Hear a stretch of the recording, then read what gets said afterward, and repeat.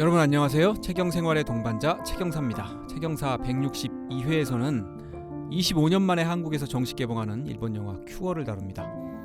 일본 대중문화 개방이 이루어지면서 한때 일본 영화 명작들이 본물 터지듯이 들어왔던 때가 있었는데요. 왠지 약간 그런 느낌으로 소환되고 있는 영화입니다. 특히 봉준호 감독, 연상호 감독이 극찬을 아끼지 않아서 영화 팬들 사이에서도 뭔가 이게 대단한 영화인가 이렇게 여겨지기도 하고, 그래서 채경사도 선택을 해봤습니다. 제가 호러 영화를 거의 안 보긴 하지만은 이건 호러 영화를 할 수 없죠. 그죠. 이 영화는 이제 곡성처럼 그렇게 기분 나쁘게 쨍하고 무서운 영화는 아닌 것 같아서 도전을 한번 해봤습니다. 그러나 역시 기분이 유쾌한 영화는 아니었습니다. 그럼 지금 바로 채경사 162회 출발합니다.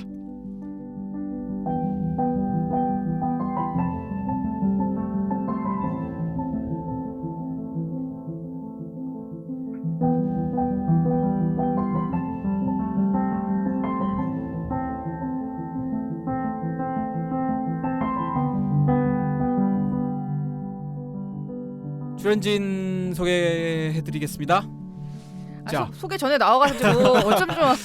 연속해서 들으시는 분이라면 뭐 네. 그러겠지만, 네, 안군 그래도 또 소개하세요. 네, 저 안군입니다. 한군 한 주 더 잘 지내고 있었을 아, 거죠. 그럼요. 이 지금 시제가 헷갈리네. 잘 지내고 있었을 거죠. 미래 완료. 아까 얘기 안 했던 봉봉을 마시고 있어요. 미래 완료. 봉봉이 81년도부터 만들어졌네요. 아니 나보고 아까가 아니구나. 지난해에서 지난주에서 네. 뭐 엘비스랑 뭐 같은 세대니 아니 지금 MZ 세대가 봉봉을 마시고 있다는 게 말이 됩니까 이게 지금? 봉봉만한 게 없죠. 이건 나도 클래식한 초등학교 때 마시던 거야 이거. 맛있습니다. 아 웃긴데. 이 봉봉 맛이 이게 옛날하고 똑같을려나 모르겠네. 그곳에 봉봉에도 알갱이가 들어 있습니까? 아, 그럼요. 아까 그럼- 야무지게 먹었어요. 이건 봉봉을 알갱이 맛으로 먹는 거죠. 그렇죠. 끝까지 털어가지고. 네. 네. 자 노시스. 안녕하세요. 어. 네, 빨리 갑시다. 5분 동안 잘 지내셨습니까? 네, 아유 지치네요. 요번 주에도 라미님이 참여를 못하셨어요. 라민이 네. 이번에 또 못 나왔네. 이번에 왜 못 나온 거야 도대체? 보통 격리랑 치료가 일주일 가지 일주일이면 않나요? 끝나는데 말이죠. 참. 네. 더 이상의 안부 인사는 생략하겠습니다. 네. 네. 자 2주의 댓글도 생략하겠습니다. 2주의 채경 생활은 안 하겠습니다. 채경사의 선택으로 바로 가겠습니다. 이렇게 되구나. 책과 영화 사이에 책영사. 자, 큐어는 구로사와 기요시 감독의 1997년작입니다. 와, 진짜 오래된 영화예요. 저 초등학교 입학할 때입니다. 제가 취직하고 한 2년 차 되던 97년? 해네. 네. 17년. 그런데 희한하게 내가 이게 처음 봤는데 또 그렇게 낡았다는 느낌은 또 진짜. 없어요. 아, 그러니까요. 세련됐어요, 진짜. 혹시 4K 리마스터링 어, 위력? 그럴 수도 있고. 어. 아니 근데 뭐 이런 식이에요. 그 집안의 가전 같은 거는 굉장히 오래됐는데 영화의 약간 빈티지한 느낌도 나고. 전반적인 톤이나 일단 영화 자체가 너무 세련돼서 그랬던 맞아요, 것 같아요. 그리고 아마 한국이었다면 그런 느낌이 났을 텐데 일본이니까 또 좀 약간 뭐 그렇죠. 일본 뭐 그럴 그런가 수도 뭐 있죠. 이런 생각이 좀 들어요. 예. 봉준호 감독이 자신의 인생 영화 톱 10에 꼽았었고 살인의 추억에서 영향을 좀 받았다라고 얘기했고, 연상호 감독도 지옥의 영향을 줬다 이 진짜요? 영화가 그렇게 얘기한 영화입니다. 뭐 그래서 사실은 또 화제가 되고 있기도 네. 하고요. 근데 구로사와 기요시 감독은 또 영화계 입문을 로망 포르노로 했더라고요. 사실 일본 영화계에서 또 이 로망 포르노 말고 따로 이렇게 부르는 말도 있던데, 뭐 핑크 뭐 이렇게 뭐 부르는 말이 있었던 것 같은데, 어쨌든 이렇게 입봉하는 감독이 또 상당히 있는 것 같아요. 예. 그럼 미국에도 마찬가지. 사실은 그 로키 발보아, 실베스타 스탈론도 포르노 그쵸, 배우였다는 거 그쵸. 아니에요? 아, 그래요. 예. 그렇게 시작한 배우나 감독들도 있는 것 같아요. 영화계에 입문하는 게 예나 지금이나 쉬운 게 아니니까요. 예. 러브레터와 우리 또 다룬 러브레터, 그리고 링, 우리가 절대 다루지 않을 과 함께 1990년대 일본 영화 탑3에 꼽히는 영화라고 합니다. 어떤 의미로요? 관객 수로 아니면 아니지, 그냥 관객 수가 아니라 영향력? 그냥 그 주관적인, 아니 뭐 주관적이지만 객관적인 1990년대 일본 영화 탑3면 이거지에 들어가는 영화인 것 같아요. 원래 제목은 전도사였습니다. 네. 그리고 하려고 했는데 그때 이제 옴질리교 옴질리교 이 사건이 터지는 바람에 너무 직관적으로 이어지는 사건이다 네. 보니까 제목을 큐어로 바꿨고 근데 또 재밌는 거는 이 영화가 지금 25년 만에 우리나라에서 개봉하는데 지금 그 일본의 아베 총리가 피살되면서 통일교하고 또 뭐 이렇게 약간 얘기가 되고 있잖아. 아니, 근데 네. 타이밍이 되게 희한한 것 같아요. 저는 심지어 이 영화를 보고 나와서 핸드폰을 탁 켰는데 바로 아, 그 아베 피살 사건이. 속보가 그때 굉장히 아, 소름 그래요? 돋았어요. 예. 그때만 해도 그게 통일교 그건 언론이 아니었었죠. 없었는데 예, 맞아요. 그게 또 이 언론이 나와서 예. 아니 뭔가 이 영화에 진짜 이상한 기운이 있나 싶을 음. 정도로 예. 그렇습니다. 우리 구로사와 키요시 감독이 사실은 하마구치 리스케의 도쿄예술대학 스승이죠. 맞습니다. 음. 그때 그래서 언급을 했었죠. 예. 재밌는 거는 야 하마구치 넌 대사가 너무 많아. 그리고 영화 좀 그렇게 찍지 말라고 했는데 앞에서는 네 알겠습니다 감독님 선생님 했는데 뒤에서는 끝까지 자기 스타일대로 영화를 찍더라는 그런 뒷얘기가 있습니다. 그리고 이 영화가 이미 그 1997년에 일본에서는 그의 최고의 영화 일본 영화 잡지에서는 최고의 영화로 뽑혔답니다. 그랬을만 해요 진짜. 아, 네. 저는 잘 일본 모르겠습니다. 아카데미 그 나무주연상도 받고 네. 아니 뭐 워낙 배우야 뭐 유명한 배우고 자 안군의 비하인드 가겠습니다. 네.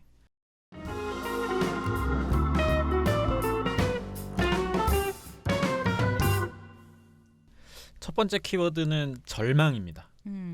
찾아보니까 그 큐어가 포함돼서 절망 3부작이 있더라고요. 그 구로사와 키요시 감독의 97년도 저희가 오늘 다룰 큐어 그리고 2001년도의 회로 그리고 2006년 절규가 있는데 2001년도 회로라는 작품이 괴담 사이트에 접속한 사람들이 사라져간다는 설정의 영화더라고요. 그러니까 이때는 이 영화를 통해 비슷하네. 감독이 약간 90년대 일본에 약간 만연해 있었던 두려움과 공허함을 표현하고 싶었다고 해요.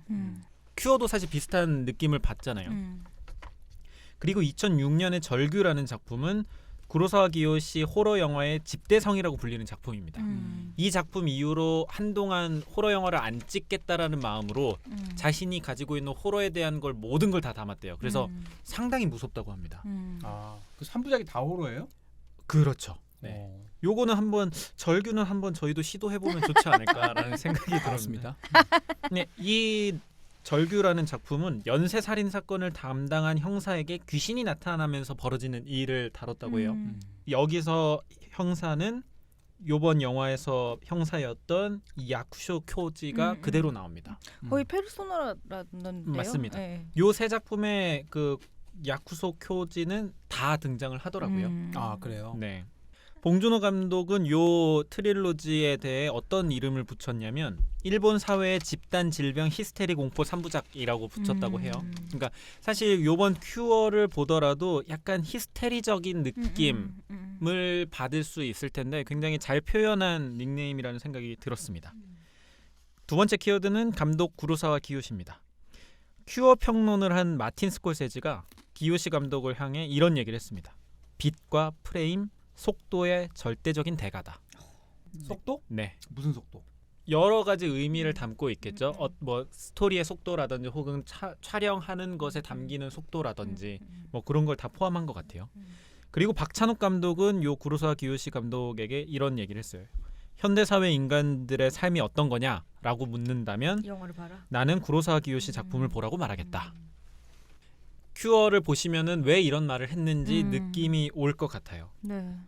근데 구로사와 기요시 스스로도 약간 무언가 어쨌든 좀 어두운 내면이나 그런 거를 다루다 보니까 스스로 이런 생각을 하더라고요. 일본에서 내 영화를 100만 명이 보는 일은 영원히 벌어지지 않을 것이다. 박찬욱 같은 건가? 대한민국의 박찬욱. 일본에서 1만 명, 해외 100개국에서 또 1만 명씩 보면 결국에 100만 정도가 모일 거라 보고 그 정도면 꽤 보람이 있는 게 아닌가 하면서 영화를 만든다라고 하더라고요. 근데 사실 100만 명이 즐기기엔 그쵸. 조금 매니악하죠. 네, 매니악하고 좀 깊게 찌르는 느낌도 있어서 하지만 그런 사람들이 모이고 하다 보면은 이런 말이 맞지 않을까. 구로사와 감독이 사실은 그 송강호랑 일을 하고 싶다고 했는데 못한 이유가 돈이 없어서. 그러니까 이 감독한테는 투자자가 그 정도 투자해 줄 만한 그렇겠죠. 영화를 만드는 네. 감독은 아니라는 얘기죠. 네, 아쉽네요. CJ에서 딱 해주면 좋을 것 같습니다.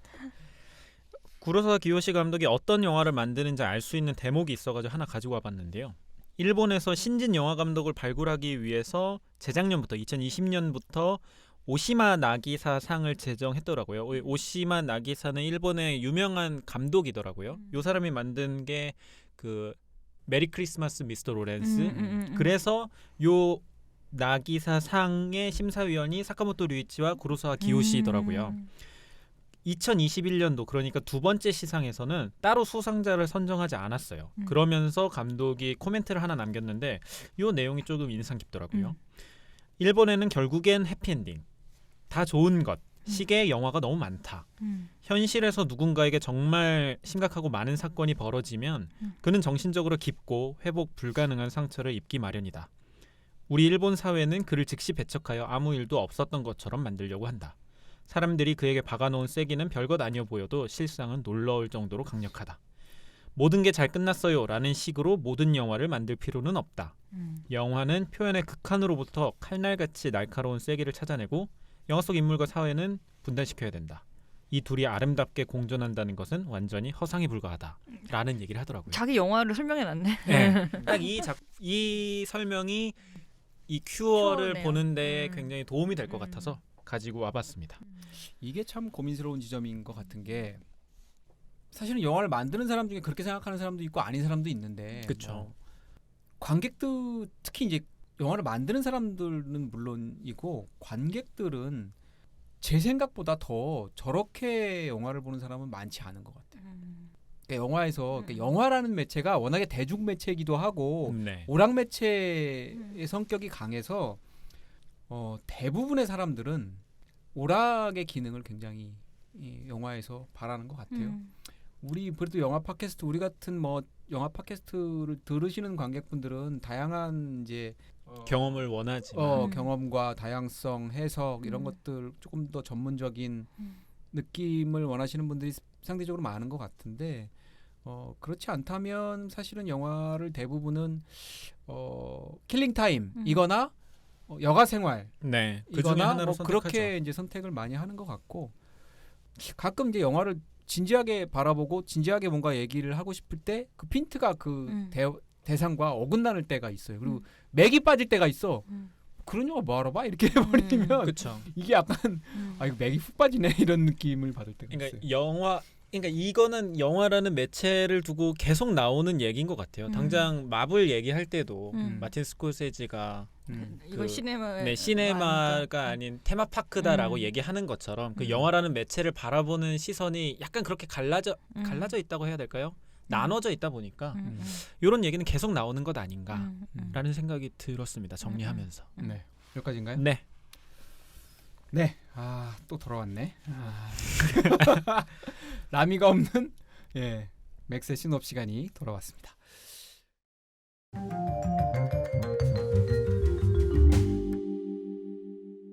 자, 이번 주까지만 하면 이제 라미가 돌아오겠죠?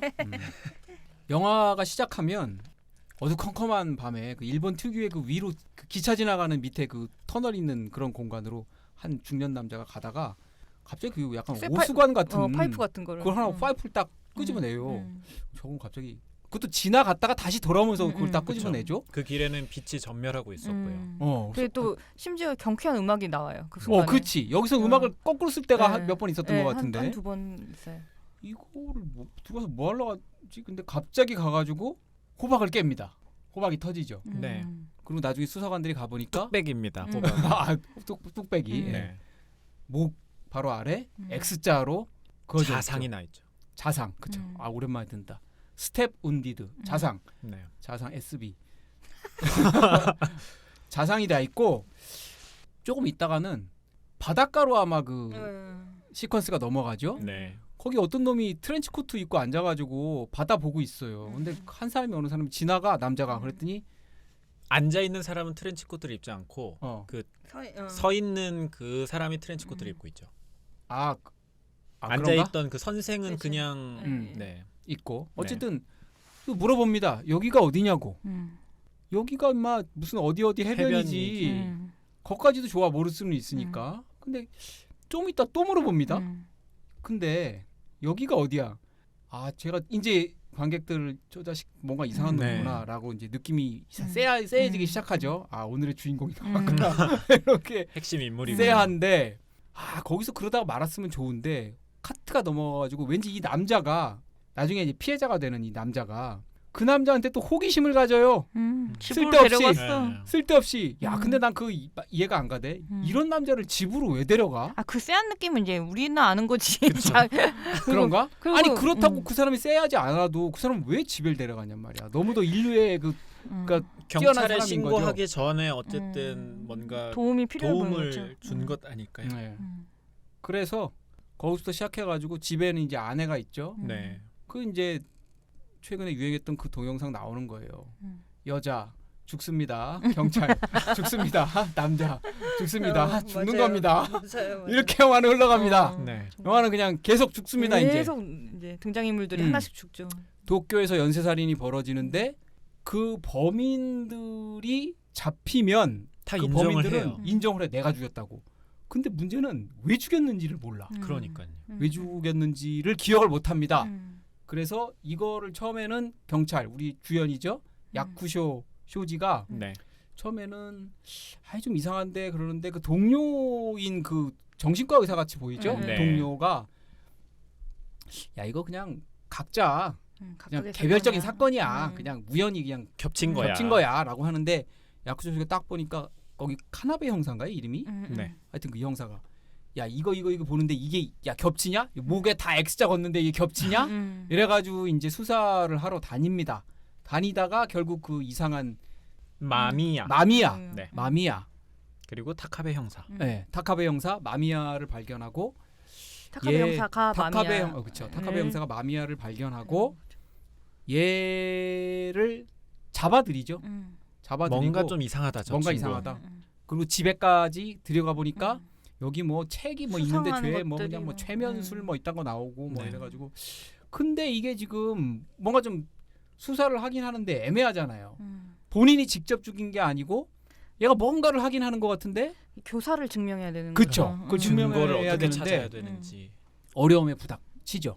어려움에 부닥치고 라이터를 껐다 켰다 하는데 아마 저것 때문인 것 같다고 의심을 하는데 근데 이제 이 카나베 이름이 타카베. 타카베 네. 타카베 형사가 개인적인 딜레마가 하나 있습니다. 처음부터 나오는데 아내가 약간 정신적으로 문제가 있어요. 네. 치매인가? 치매로 그려지지 않아요? 치매 같은 그쵸, 병이죠. 기억을 정확히 잘 나오진 못하는 않아요. 그런 상황이죠. 기억을 잘 못하고 뭐 심지어 이제 집도 못 그쵸. 찾아가고 뭐 네. 이래가지고 형사가 바쁜데 또 음. 가가지고 아내까지 데리고 챙겨야 오고 돼. 뭐 이렇게 되는 상황이죠. 음. 집에 어느 날 가봤더니 음식을 차려줬는데 생고기가 그냥 있기도 하고 네. 그러니까 이게 계속 이 세탁기도 형사한테도 돌리고. 형사한테도 스트레스입니다. 그렇죠. 네. 이게 그 의식의 심연에 계속 자리 잡고 있는 스트레스인 거죠. 그리고 그 집에 가면 나는 그걸 나중에 깨닫게 됐는데 여기 무슨 지하철역 근처에 공사장 근처지 뭐 덜덜덜덜덜덜덜 이런 소리가 계속 나길래 이 영화 굉장히 그 음향을 네. 효과적으로 표현을 네, 해요. 그렇죠. 근데 나중에 보니까 세탁기 그냥 빈통 돌아가는 소리 네. 아내가 그쵸, 그쵸. 까먹고 돌리는 거잖아요. 근데 까먹고 돌린다고 하기에는 강박적으로 강박이 돌리죠. 있죠. 네. 왜냐면은 음. 한번 그 꺼지면은 형사가, 다시 내려오잖아요. 형사가 끄면 아, 다시 나타나서 그렇구나, 또 켜, 그렇구나. 또 키잖아요. 맞다. 그러니까 강박적으로 그 세탁기에 되게 집착하고 있어. 그래서 마미야를 쫓던 카나베 형사도 타카베. 우리 오늘 이- 배우 이름이 타카베. 오늘 그거죠. 늪에 빠진다. 입에 붙었네요. 타카베 타카베 형사도 타카베. 뭔가 말려 들어가기 시작합니다. 네. 이 자기 수사의 대상인 수사의 대상을 쫓아가다가 어느 그 뭐 순간. 니체가 소환되기도 하는데 네가 심연을 들여다보면 심연도 너를 들여다본다. 오, 맞아. 이런 식으로 음.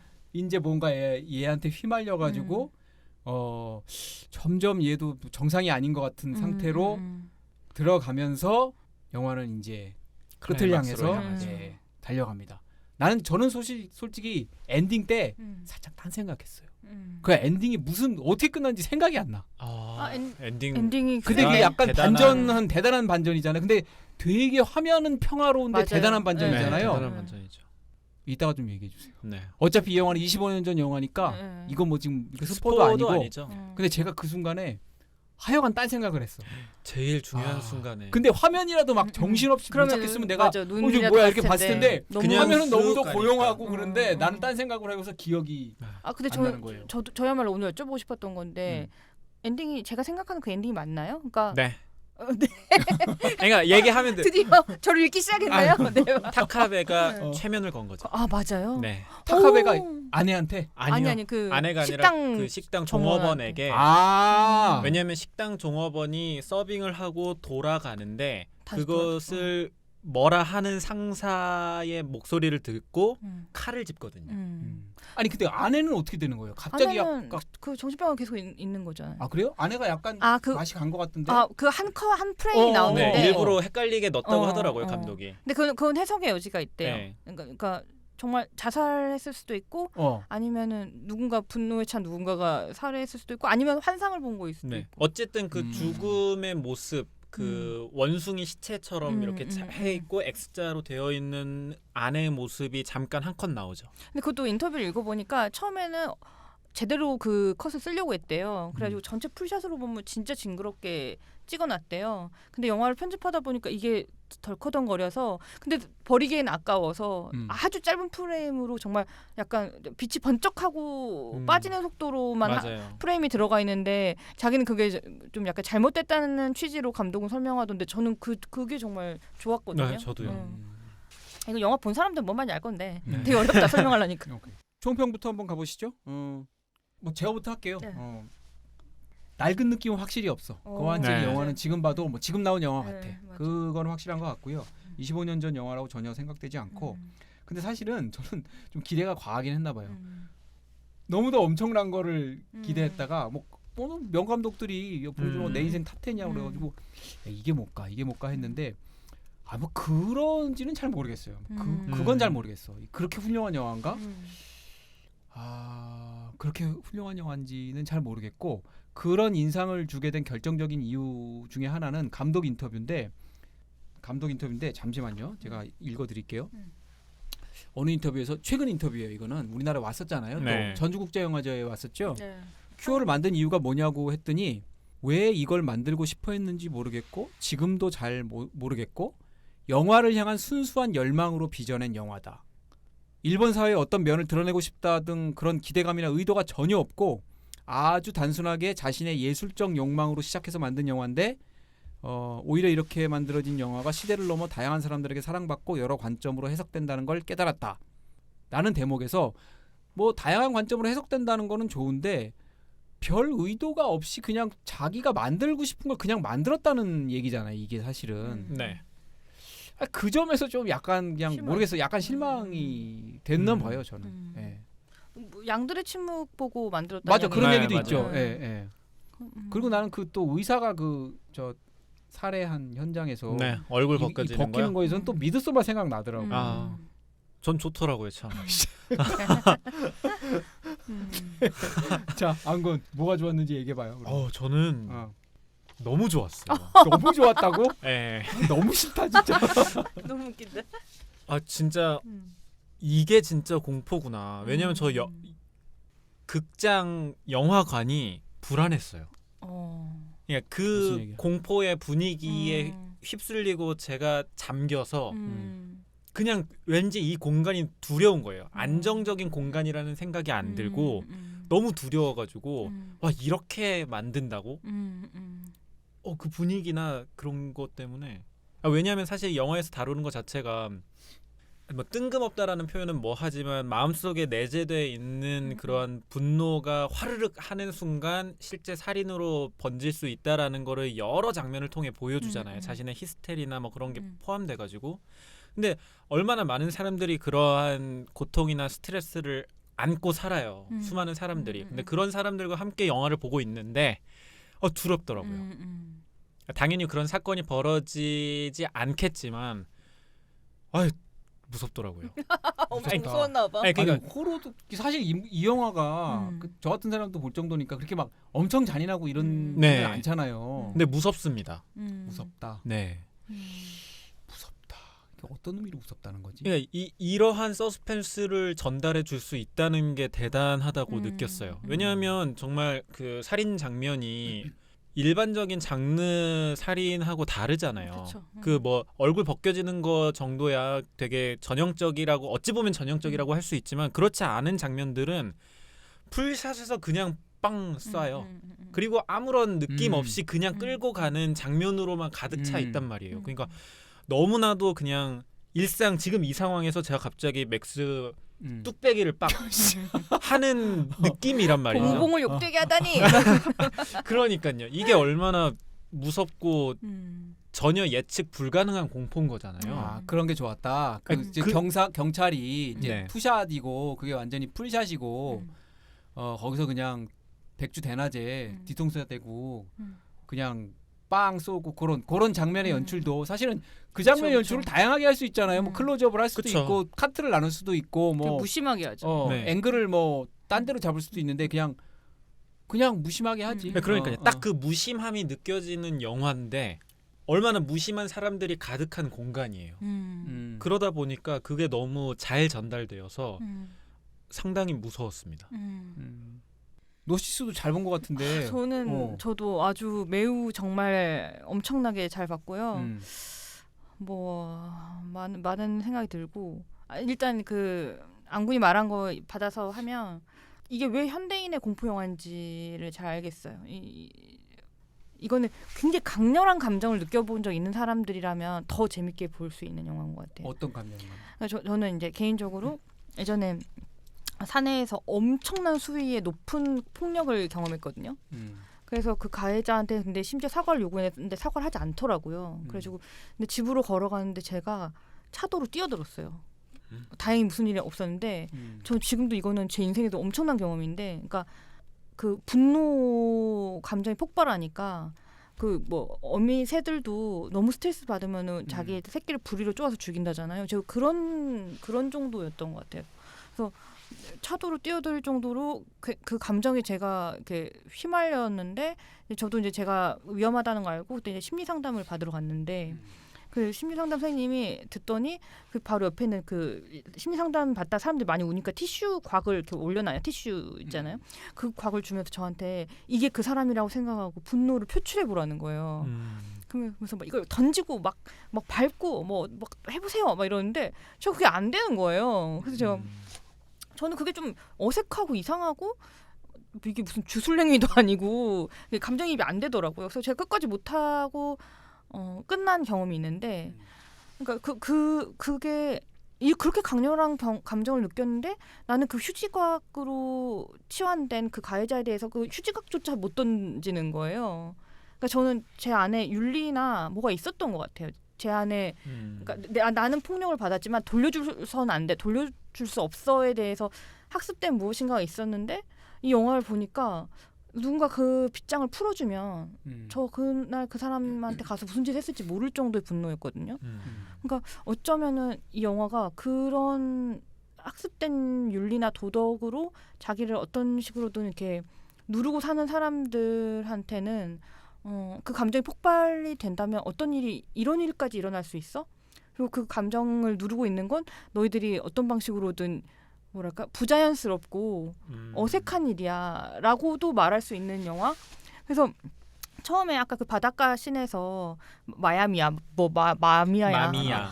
등장할 때 저는 되게 좀 비현실적인 장면인데 저는 메시아처럼 그렸다고 생각을 했거든요. 뿅 하고 등장하죠. 네, 사실 빛을 받으면서 어떤 느낌으로는 예수 같은 형상으로도 보였어요. 저는 그렇게 뭐 그런 비주얼 같은 네. 것들이. 그러니까 저는 여기서 그 마미야를 반드시 악으로 그렸다라고는 또 생각하지 않았어요. 그렇죠. 무언가 절대적인 존재일 수 있죠. 네, 그러니까 그리고 본인 스스로가 치유를 한다라고 믿잖아요. 제목도 큐어니까요. 네, 그리고 전도사의 개념으로 접근하고 있고, 그러니까 이거를 선악의 관념으로 우리가 알고 있는 선악의 관념으로 보면 이 영화는 닫힌 영화일 것 같고, 좀 더 뭐랄까, 그러니까 이 영화가 의도하는 방향으로 믿고 같이 이게 흘러가다 보면 말도 안 되는 논리이지만 정말 그게 큐어이고 전도사일 수도 있다 이런 궤변으로까지도 저는 갈 수 있는, 그러니까 되게 독특한 영화였다고 저는 생각했어요. 근데 약간 궁금한 게 내재된 폭력성을 인정해야지만 남들도 내재적으로 폭력성이 있다고 생각할까요? 그러니까 왜냐하면 저는 스트레스를 그러니까 받긴 하지만 그거를 폭력적인 적극적으로 표현해보겠다라는 생각이 들지 않아요. 근데 지금 요런 큐어의 접근 방식이 이해가 되거든요. 그런 생각이 들어가죠. 아까 어쨌든 노시스님께서는 그러한 본인의 경험에 빗대어서 다른 사람을 이해했다면 그렇지 않더라도 이해할 수 있지 않을까라는 생각이 들어가지고 그냥 갑자기 궁금했습니다. 혹은 제가 엄청 꽝꽝 억누르고 있는 거일 수도 있죠. 그렇습니다. 배우들의 연기는 어때요? 인상적인가요? 연기를 잘했나요?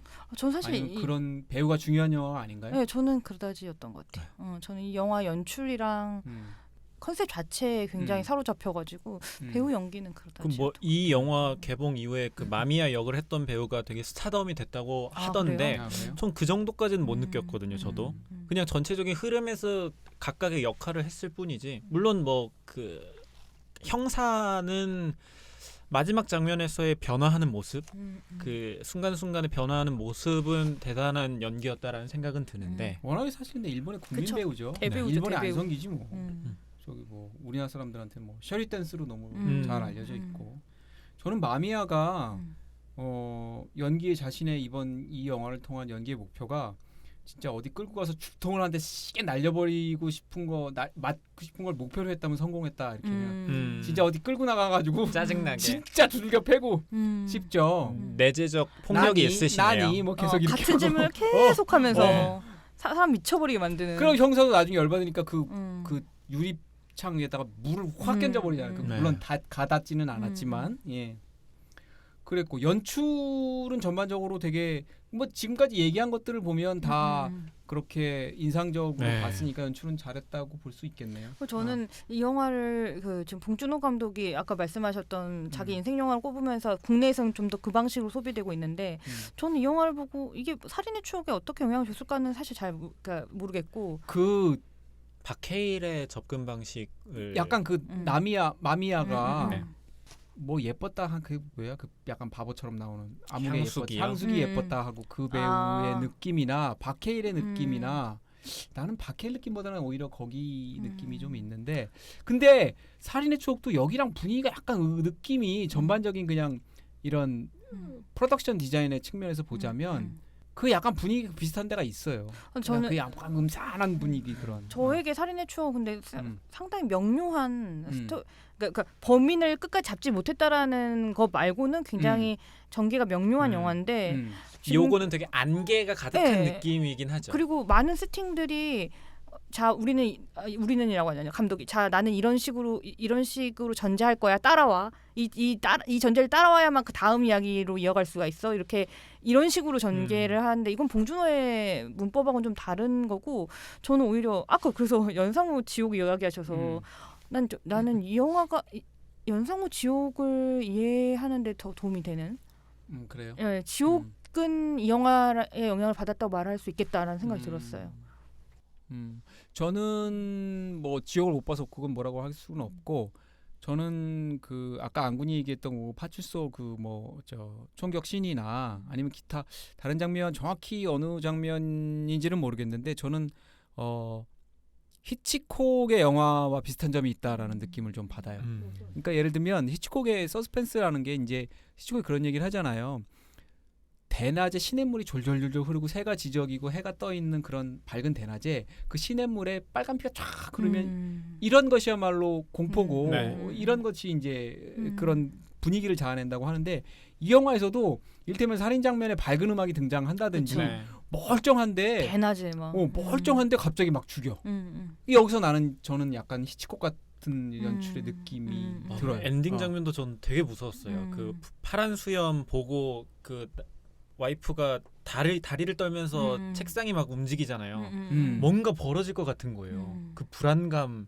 난 그게 무슨 뭔가 약간 무슨 빙의를 했나 뭐 약간 그런 생각마저 들었어요. 네. 저는 이 영화를 설명할 때 오컬트를 이야기할 여지는 저는 별로 없다고 봤어요. 저는 이거는 오컬트적인 부분을 버리고 보더라도 공포 영화가 될 수 있는 충분히 관계 안에서의 공포로만 해석해도. 근데 저는 여기에 몰입이 안 됐다기보다는 끝까지 뭔가 미진하게 남았던 이유를 지금 가만히 생각해 보니까 그 죽음의 그러니까 그러니까 교사돼서 죽음에 이르기까지 하는 과정이 몽땅 생략돼 있잖아요. 그게 무섭지 않아요? 네, 그러니까요. 난 그게 너무 음. 아니 그래서 뭐 어떻게 하는 거야? 이게 계속 끝까지 원인을 알고 싶으셨나요? 실제로 도대체 구체적으로 어떻게 최면에 걸려서 어떻게 이렇게 가는 건지가 그리고 그들의 스토리도 없잖아. 그 사람들이 그게 죽이고 무섭죠. 죽고 스토리가 없잖아. 아니 뭐 음. 그거야 그렇다고 음. 쳐 그냥 뭐 소위 말하는 묻지마 살인이라고 음. 쳐도 아니 뭐 어떻게 최면을 걸고 얘 마미아는 도대체 이 사람들한테 어떻게 했길래 이게 이렇게 살인 충동을 일으키는 거야. 이게 너무도 이제 그 약간 설명충이나 이걸 그러니까 이 영화가 약간 무슨 상징적인 영화로 느껴지지가 않는 거예요.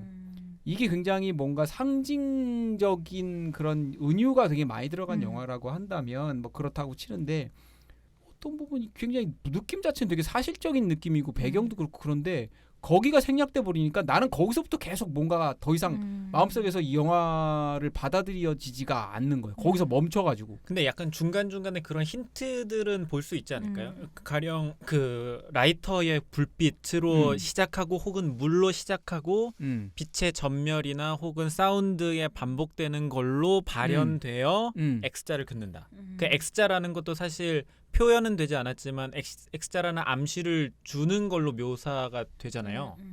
그게 무슨 말이야? 왜냐하면 맨 마지막에 마미아가 죽을 때 자기 피로 X자를 긋거든요. 그러니까 그 무언가 남에게 최면을 시도할 때의 단계라는 게 다 흩뿌려져 있지만 어느 정도 좀 노출되지 않았나라는 생각이 저는 들었어가지고. 근데 그 최면을 거는 거와 네. 죽 살인 행위는 어떻게 구체적으로 인과관계가 근데 성립하는 거야? 근데 저는 저 완전 이해가 됐는데, 그러니까 이를테면 뭐 당신 누구세요? 저는 맥스입니다. 아니 당신이 누구냐고. 저는 맥스라고요. 아니 너가 당신 누구냐고. 당신이 누구냐고. 근데 이 대화를 음. 하면서 처음에 뭐야 이 새끼 뭐야 그러니까 처음엔 즉자적인 반응은 그 대화 자체에 대한 분노인데 그 대화에 이제 끌려가면서 잠깐만 나 내가 누구지? 내가 누구지? 나 누구지? 그러니까 나를 설명하는 다른 장치들을 다 벗어 던지고 진짜 본질에 다가가는 대화를 시작해버린 거죠.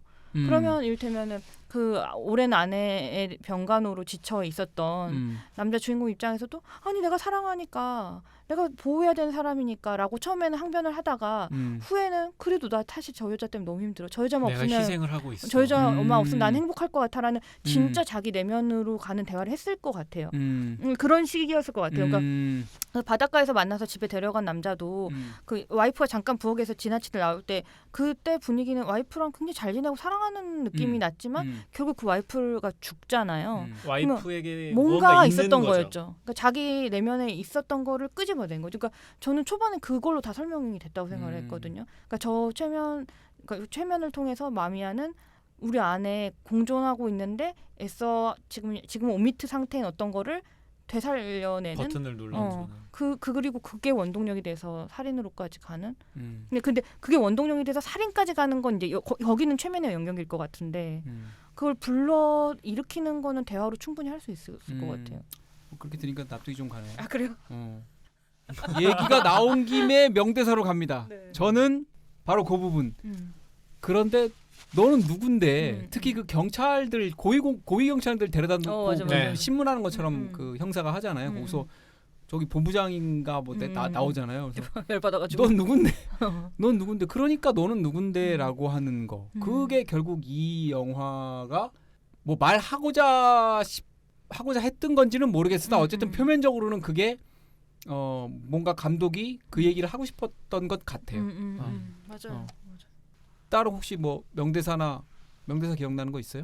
시간이 얘기하고 많지 싶어요? 않아서 빨리 말하면 명장면 하나는 저는 그 처음에는 와이프가 그 목매달아서 자살했다라고 환상이었죠. 환상을 결국에는 보네. 처음에는 깜짝 놀랐어. 깜짝 놀라서 그 남자 주인공이 정말 쓰러지듯 근데 무음 처리돼요. 소리는 안 나오고 쓰러져서 오열하는데 컷이 바뀌면서 와이프가 왜 무슨 일이야? 그러니까 그게 환상이라는 걸 깨닫는 장면에서 소름이 돋더라고요. 그러니까 저 남자의 무의식의 내면에는 사실 와이프가 내가 죽었으면 좋겠다. 내가 슬프고 내가 슬픔으로 무너지더라도 이 와이프가 좀 죽어줬으면 하는 것도 마음에 사실 조금 있구나를 이게 확인하는 게 너무 무섭다. 다행이다라는 느낌이 아니라 아쉽다라는 느낌이 들어요. 그게 좀 무섭죠. 현실을 딱 느꼈을 때. 다 잘 봤구나. 나는 그 되게 남자가 안타까워하는 걸로 봤었는데. 그러니까 그 안에 내면은 그게 있었던 거죠. 그 중독 음. 생각이 소름. 안구는 전 다 좋았어요.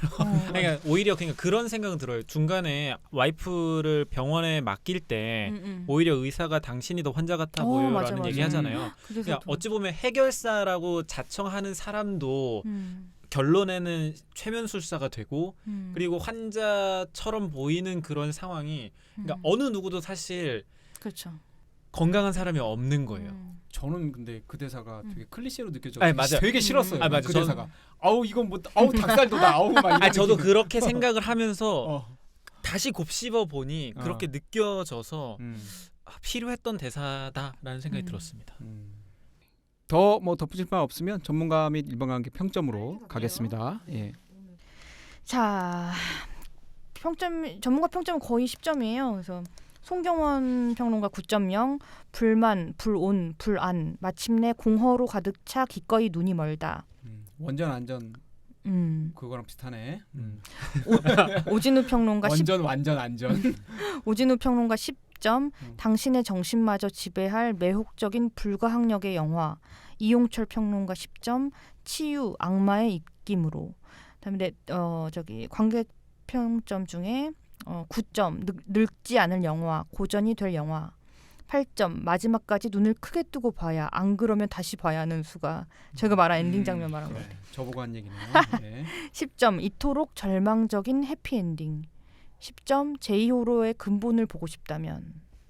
자, 낮은 평점 갑니다. 낮은 평점 또 안 골랐어요. 낮은 평점 죄송해요. 갑니다. 아 진짜요? 갑니다. 지금이라도 갑니다. 아니 다 재밌다. 잘 본 것 같던데. 낮은 평점 낮은 순으로 솔팅하면 나옵니다. 아니요 진짜요? 최신순 공감순밖에 없는데요? 낮은 순으로 또 없어졌어요? 네. 그 없어졌다가 내가 뭐라고 하니까 다시 생겼었는데 다시 그래요? 없어진 모양이네. 없어요. 다 9점 10점 이래요. 아 그럴 수는 없는데 하여튼 다음번에는 잘 준비해 오시고요. 네. 자 최경사 평점 가겠습니다. 안군. 네. 전 뭐 5점입니다. 5점. 네. 5점. 네. 5점입니다. 아 말도 안 돼. 아니 너무 저 먹물병 든 거 아니야 이거? 아니 이게 왜 먹물이에요? 어? 이게 왜 먹물이에요? 이거 남들이 막 그 잘 봤다 그러니까 이거 뭐 그냥 자기들도 뭐 왠지 점수 많이 줘야지. 저는 좀. 오히려 죄책감을 느끼면서 5점을 주고 있단 말이에요. 내가 이런 영화를 좋아하다니. 아 참. 안구냐 내가 뭐 대충 그래도 뭐라게 점수를 후하게 주는 편이니까. 저는 3.5점입니다. 박한 거 아닌가요? 박한 건 아니지 이게 지금. 박한 거가 절대 아니에요. 이 정도면 많이 준 거야. 3.5점. 몰라. 요즘 내가 근데 사실은 좀 약간 무슨 경향이 생겼냐면 한 번 더 보면 평점이 올라가는 그런 그러니까 습관이 생겼어요. 처음에 집중이 덜 되는 또 그걸 그렇게 해석할 수가 있네. 한 번 더 보세요. 진짜 깜짝 놀랄 수 있습니다. 한 번 더 추천합니다. 보면 3점은 약하다 진짜. 3.5점. 안군이 뚝배기 얘기한 거에서 소름을 돋을 수도 있어요. 그래도 4점은 넘네요. 4.5점입니다. 4.5점. 네, 평점이 이거 라미가 어떻게 봤을지 되게 궁금해지네. 라미 5점을 줬을 것 네, 같아요. 집에 있는 동안 집에 있는 동안 볼 수가 있나? 이거 지금 다 온라인에도 있을 거예요 아마 그죠? 맞아요. 이게 그리고 자가격리 이제 곧 끝나지 않아요? 그쵸. 응. 그리고 전- 유튜브에 옛날 버전이 풀로 올라가 있어요. 진짜 나 몰랐어. 이 불법인 것 같은데 왜냐 일단 근데 일본어 자막입니다. 그러면 어차피 봐야겠네 극장 가가지고. 꼭 보고 라미는 다음에 와서 평점을 꼭 얘기해 주기 바랍니다. 아마 평균 평점이 올라갈 겁니다. 4.7, 5 막 이러네. 자, 최경사 162회 큐어는 여기까지 했고요. 이거 얼마나 최경사단 분들 많이 보실지 그것도 궁금해지네. 예. 어떻게 보셨는지. 다들 이 5점 주잖아요. 제 편을 좀 들어주시기 바랍니다. 그 정도까지는 아니다. 그 정도는 아니다. 네. 자 여기까지 정주행해주신 최경사단 여러분 고맙습니다. 다음 주가 될지 아니면 그 다음 주가 될지 그건 조금 현재 상태로는 봐야겠네요. 네. 지금까지 출연해 안군 노시스 그리고 진행에는 저 백스였습니다. 다음 만남까지 안녕히 계십시오.